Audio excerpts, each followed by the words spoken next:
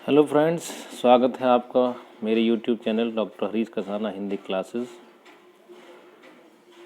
मैं आपका बहुत बहुत स्वागत करता हूं। हमारा आज का विषय है देवनागरी लिपि की वैज्ञानिकता। साथियों, देवनागरी लिपि विश्व की जितनी भी लिपियां हैं उनमें सबसे अधिक वैज्ञानिक लिपि मानी जाती है। इसकी वैज्ञानिकता सिद्ध करने के लिए इसके पीछे अनेकों कारण दिए गए हैं, अनेकों लक्षण दिए गए हैं।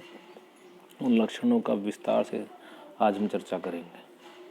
चर्चा करने से पूर्व यदि किसी ने हमारे चैनल को सब्सक्राइब नहीं किया है तो प्लीज़ सब्सक्राइब बटन को प्रेस करें, लाइक का बटन प्रेस करें और यदि वीडियो अच्छी लगे तो कमेंट करें। आपके सुझाव हमारे लिए प्रार्थनीय है तथा बेल आइकन को भी अवश्य प्रेस करें जिससे आप निरंतर अपडेट रहें। देवनागरी लिपि की वैज्ञानिकता के संबंध में चर्चा करते हैं। भारत में अनेक लिपियों का प्रयोग होता है। अलग अलग भाषाएं अलग अलग लिपियों में लिखी जाती हैं। भाषा भेद से भारत में निम्नलिखित लिपियों का प्रयोग मिलता है। नंबर 1 क्षेत्रीय लिपि, नंबर 2 प्रादेशिक लिपि, नंबर 3 राष्ट्रीय लिपि और नंबर 4 अंतर्राष्ट्रीय लिपि। भारत में क्षेत्रीय बोलियों की क्षेत्रीय लिपियां मिलती हैं। विभिन्न प्रांतीय भाषाओं की अलग अलग प्रादेशिक लिपियां मिलती हैं। भारत में देवनागरी लिपि का प्रयोग राष्ट्रीय लिपि के रूप में होता है। पर्शियन और रोमन लिपि अंतर्राष्ट्रीय लिपियों का प्रयोग भी भारत में मिलता है। पर्शियन और रोमन जो हमारी विदेशी भाषाओं की लिपियां हैं, जैसे अंग्रेजी की रोमन लिपि है। भारत में जितनी भाषाएं बोली जाती हैं उनमें से अधिकांश भाषा के लिए देवनागरी लिपि का प्रयोग होता है। वैदिक भाषा, लौकिक संस्कृत, प्राकृत, अपभ्रंश, नेपाली, हिंदी, मराठी, कोंकणी आदि भाषाओं के लिए देवनागरी लिपि का प्रयोग होता है। देवनागरी विश्व की समस्त भाषाओं की तुलना में अधिक वैज्ञानिक लिपि है। वैज्ञानिक लिपि में निम्नलिखित विशेषताएं मानी गई हैं। ये विशेषताएं वो हैं जिनके आधार पर हम किसी लिपि को वैज्ञानिक कह सकते हैं और देवनागरी लिपि में वो विशेषताएं हैं। क्या? पहली, वैज्ञानिक लिपि में एक उच्चारित ध्वनि के लिए एक ही लिपि चिन्ह का प्रयोग मिलता है। दूसरा, वैज्ञानिक लिपि में जो बोला जाता है वही लिखा जाता है और जो लिखा जाता है वही पढ़ा भी जाता है। इस प्रकार वैज्ञानिक लिपि उच्चारण, लेखन और पठन तीनों स्तरों पर एक स्वरूप या एक रूप मिलती है। इससे इतर पर्शियन लिपि में जा ध्वनि को व्यक्त करने के लिए जीन, जोय और ज्वाद तथा जे 4 लिपि चिन्हों का प्रयोग मिलता है।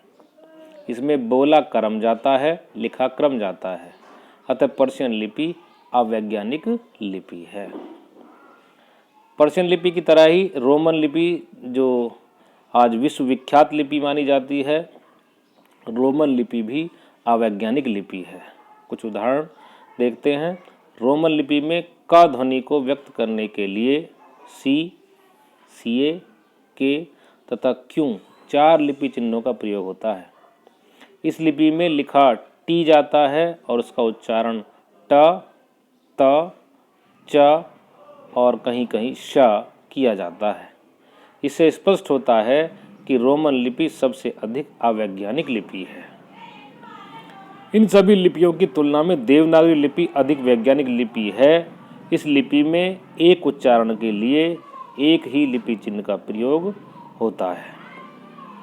का उच्चारित ध्वनि के लिए का लेखिम का प्रयोग होता है। देवनागरी लिपि में जो बोला जाता है वही लिखा जाता है और वही पढ़ा जाता है।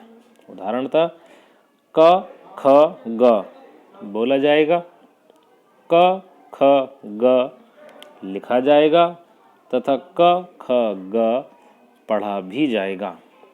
इस विवेचन से यह स्पष्ट होता है कि देवनागरी लिपि में वैज्ञानिक लिपि की अधिकांश विशेषता पाई जाती है।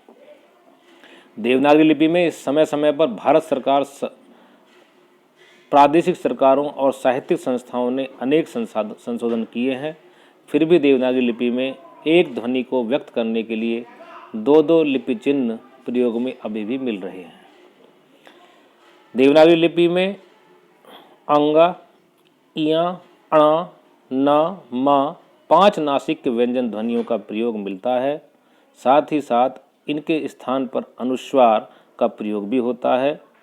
देवनागरी को नितांत वैज्ञानिक बनाने के लिए अनुस्वार का ही प्रयोग करना है, तो नासिक के व्यंजन ध्वनियों को हटा देना होगा। इस प्रकार देवनागरी लिपि में यदि कुछ संशोधन कर दिए जाएं तो निश्चित रूप से देवनागरी लिपि विश्व की सबसे अधिक वैज्ञानिक लिपि कही जा सकती है। वो संशोधन भी बहुत न्यून मात्रा में हैं, जिन्हें हम आसानी से उन संशोधनों को हम क्रियान्वयन में ला सकते हैं और निश्चित रूप से देवनागरी लिपि फिर विश्व पूज्य लिपि बन जाएगी। धन्यवाद।